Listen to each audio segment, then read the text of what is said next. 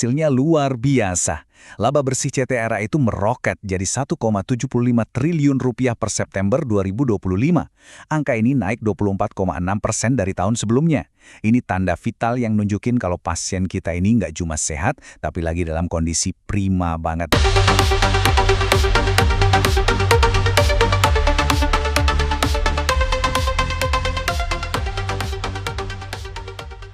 Halo semuanya, hari ini yuk kita cek up bareng kondisi finansial salah satu raksasa properti di Indonesia, Ciputra Development, atau yang biasa kita kenal dengan kode saham CTRA. Kita akan bedah laporan keuangan kuartal ketiga 2025 mereka buat cari tahu satu hal penting. Seberapa sehat sih perusahaan ini sebenarnya? Nah, ini dia pertanyaan utamanya. Menganalisis keuangan Ciputra itu rasanya kayak dokter lagi periksa pasien. Kita mau lihat, detak jantungnya alias labanya itu kencang nggak? Terus fondasinya, aset dan utangnya beneran kokoh atau justru sebaliknya? Langsung aja kita gali datanya. Oke, pasien kita kali ini adalah CTRA. Mereka ini bukan pemain baru loh, udah jadi titan di industri properti Indonesia sejak tahun 1981. Jadi, kesehatan finansial mereka ini gak cuma penting buat perusahaan itu sendiri, tapi juga bisa jadi cerminan kondisi pasar properti kita secara umum. Yuk kita mulai pemeriksaannya. Pemeriksaan pertama, tentu aja kita cek tanda-tanda vitalnya, yaitu laba perusahaan. Ini kan ibarat detak jantung dari sebuah bisnis. Apakah detaknya kuat dan sehat atau malah lemah? Jawabannya ada di laporan laba rugi mereka.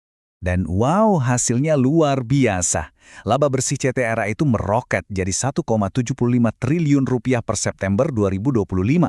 Angka ini naik 24,6% dari tahun sebelumnya. Ini tanda vital yang nunjukin kalau pasien kita ini nggak cuma sehat, tapi lagi dalam kondisi prima banget. Pertumbuhannya signifikan. Terus, laba segede itu datang dari mana ya? Jawabannya ada di sini. Pendapatan total mereka itu melonjak dari 7,1 triliun jadi 8,4 triliun rupiah. Nah, ini poin pentingnya. Artinya, pertumbuhan ini datang dari mesin utama bisnisnya, bukan cuma dari keuntungan sesaat. Mesinnya benar-benar lagi ngebut. Kalau kita zoom in lagi, kelihatan jelas banget mesin duit utamanya CTRA. Sebagian besar, 73% tepatnya, datang dari penjualan residensial, yaitu kafling, rumah, dan ruko. Sisanya baru deh dari pendapatan berulang kayak mall dan hotel, atau penjualan apartemen. Ini nunjukin kalau mereka punya fokus bisnis yang tajam banget. Jadi, ini negasin satu hal penting. Strategi CTRA itu fokus dan terbukti berhasil. Mereka ini jagonya properti hunian tapak, dan segmen inilah yang jadi tulang punggung kinerja keuangan mereka yang keren banget di tahun 2025.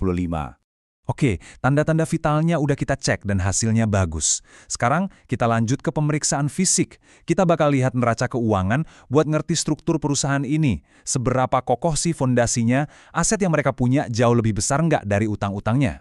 Dan lihat deh, gambaran besarnya sehat banget. Total asetnya 46,2 triliun rupiah, sementara total utangnya cuma 20,4 triliun rupiah. Artinya, nilai aset CTRA itu lebih dari 2 kali lipat kewajibannya. Ini sih definisi fondasi finansial yang super kokoh. Coba kita bedah asetnya lebih dalam. Ada 12,5 triliun dalam bentuk properti yang siap dijual atau lagi dibangun. Terus, mereka juga pegang uang tunai 9 triliun. Likuiditasnya kuat banget.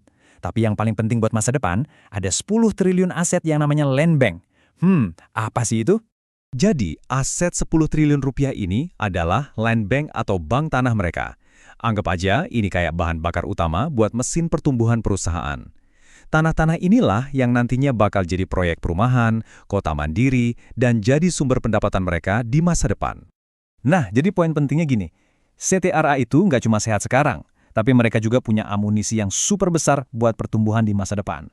Bank tanah yang luas ini jadi semacam jaminan buat kelangsungan proyek dan pendapatan di tahun-tahun mendatang, termasuk buat prospek cerah di tahun 2026 nanti. Oke, sekarang kita masuk ke bagian tes darah laporan arus kas. Laporan ini nunjukin kemana uang beneran masuk dan keluar. Ini bukan sekedar angka di atas kertas loh, ini cerminan dari tindakan dan prioritas nyata perusahaan dari hari ke hari. Gampangnya gini, ada 3 aliran utama. Pertama, operasi. Ini uang dari bisnis sehari-hari. Kedua, investasi. Ini uang yang dipakai buat beli aset jangka panjang kayak tanah. Dan ketiga, pendanaan. Ini urusannya sama pinjaman, bayar utang, dan bagi-bagi dividen. Nah, ini dia salah satu angka paling menarik dari laporan arus kas mereka.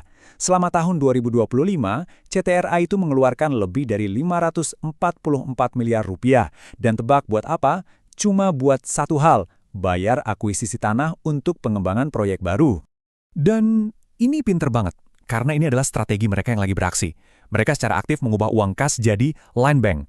Ini bukan sekedar buang-buang duit, ini adalah investasi langsung buat memastikan mesin pertumbuhan mereka itu punya bensin yang cukup buat jalan terus di masa depan. Tapi, mereka nggak cuma investasi buat masa depan. Arus kas mereka juga nunjukin disiplin yang luar biasa. Mereka pakai 1,9 triliun buat bayar utang bank. Ini bikin fondasi makin kuat. Sekaligus, mereka bagiin dividen 534 miliar buat para investor. Ini namanya balancing act yang keren barat. Oke, kita udah periksa tanda-tanda vitalnya, udah lakukan pemeriksaan fisik, dan udah analisis hasil tes darahnya. Sekarang, waktunya dokter ngasih diagnosis akhir. Apa sih kesimpulan dari semua data ini tentang kesehatan dan strategi inti CTRA? Diagnosisnya jelas banget, pasien kita ini ada dalam kondisi prima. Pertumbuhan labanya kuat, disetir sama bisnis inti penjualan rumah yang lagi jaya-jayanya.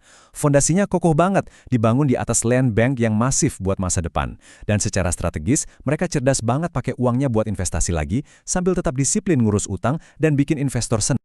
Nah, analisis kita hari ini ditutup dengan satu pertanyaan besar. Dengan rapor 2025 yang sesehat ini, pertanyaannya sekarang adalah, langkah strategis apa lagi yang bakal diambil Ciputra buat membangun di atas fondasi yang udah super kuat ini? Jawabannya bakal menarik banget buat kita saksikan sama-sama.